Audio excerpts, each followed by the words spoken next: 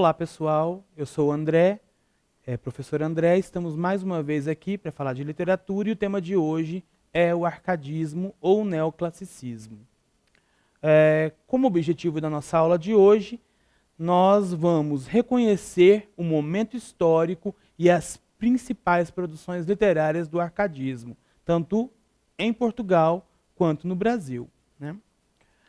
Bom, quando falamos em arcadismo, ou neoclassicismo, ou setecentismo, se quisermos, né, estamos falando de uma escola literária que surge como retomada dos valores já trazidos pelo classicismo. Vamos lembrar do classicismo em Portugal, Camões, Epopeia, né, o caso dos Lusíadas, a produção lírica, né? Então nós temos no neoclassicismo uma retomada desses valores. Evidentemente essa retomada nunca é semelhante, há grandes diferenças que nós vamos ver aqui.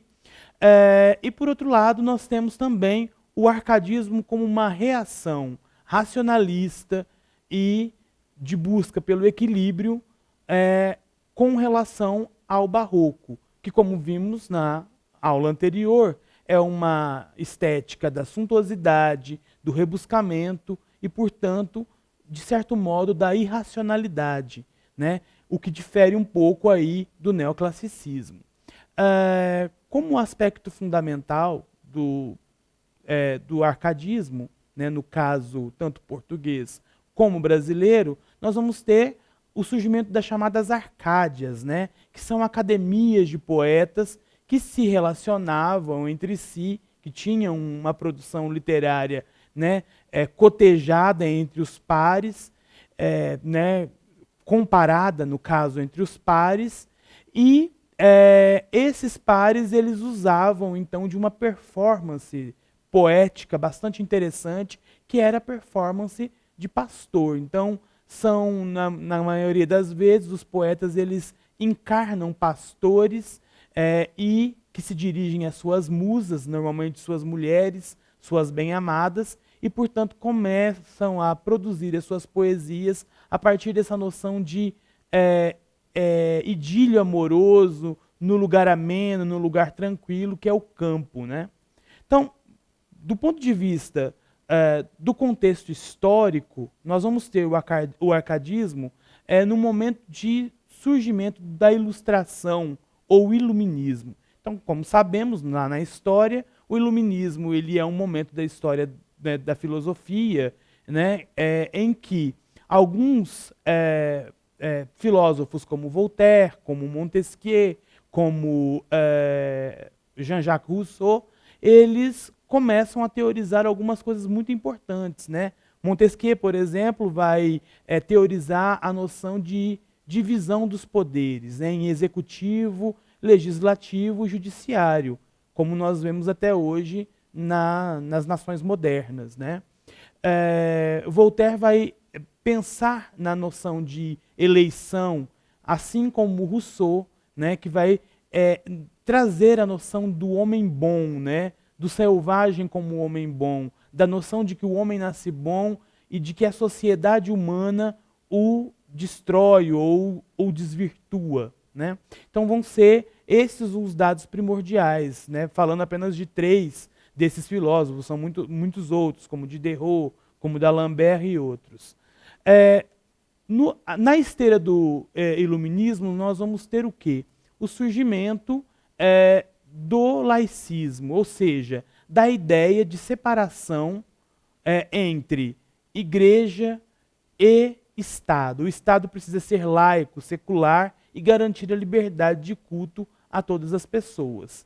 Isso vai também, na esteira do iluminismo, nós vamos ter um declínio do poder do clero e da nobreza, ou seja, o poder do clero é relativizado exatamente pelo laicismo, e a nobreza ela começa a declinar por conta da sua ausência de trabalho, né? Eles viviam, na verdade, da exploração dos mais pobres, e a ascensão da burguesia enquanto classe dominante, já que a burguesia já dominava o poder econômico, mas ela também queria ascender ao poder político. e para isso ela vai realizar uma série de revoluções ao longo da Europa para conseguir os seus intentos. É nessa esteira que nós temos então uma produção poética bastante vasta, né, tanto em Portugal quanto no Brasil, dos poetas árcades. Lembrando, né, que, ao contrário de França e Inglaterra, que viviam já momentos bastante diferentes, né, a ascensão da burguesia já estava se intensificando nesses lugares, Portugal se mantinha como um estado absolutista e o Brasil se mantinha como uma colônia. Nós temos, então, o arcadismo como uma primeira manifestação eminentemente brasileira, né, diferentemente do barroco e do quinhentismo. Né? As características do arcadismo são, né, a valorização da simplicidade, né, como nós podemos perceber. Nós vamos ter aqui a valorização da simplicidade, o fingimento poético. Esse fingimento poético ele vai ser um dado fundamental, né, porque ele vai levar em consideração exatamente essa performance de pastor, o bucolismo, né, os temas pastoris, né, nós vamos ter o bucolismo e os temas pastoris, a idealização amorosa, vamos mais uma vez tocar no aspecto do amor platônico, né, e em alguns momentos a retomada de uma produção épica. Nós vamos ter principalmente no Brasil o Basílio da Gama com o Uruguai e o Santa Rita Durão com o Caramuru. Algumas convenções bastante importantes para a poesia árcade. Em primeiro lugar, nós vamos ter essas convenções de uma maneira muito importante para a produção. Né? Então, o fugere urbem, ou fugir da cidade, daí as poesias serem todas performadas no campo, né? Por isso, né, nós vamos ter aqui o fingimento poético, né, do poeta como pastor, né? O inutilia truncat, né, o inutilia truncat, que significa cortar os excessos, né, diferentemente do barroco, que deseja os excessos, que deseja a valorização dos excessos, o arcadismo difere disso, e nós temos também a noção do aura mediocritas, ou seja, uma mediocridade dourada, a vivência da sua relação com o dinheiro de uma maneira diferente. Locus amenus, então o campo é esse locus amenus, e a noção de carpe diem, ou aproveitar o dia.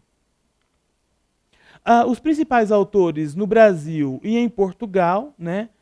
Em Portugal nós vamos ter um grande poeta, que é Manuel Boccagi, né? Que é um poeta, em alguns momentos, considerado por alguns estudiosos um poeta pré-romântico. No entanto, ele tem uma vasta produção árcade.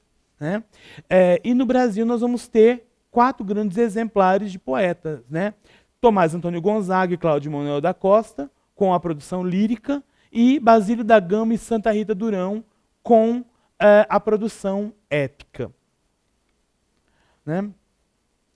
No caso do Tomás Antônio Gonzaga, ele é considerado o nosso maior poeta árcade. Né? Ele, de certo modo, representa esses esforços e essa consolidação da estética árcade no âmbito da poesia brasileira.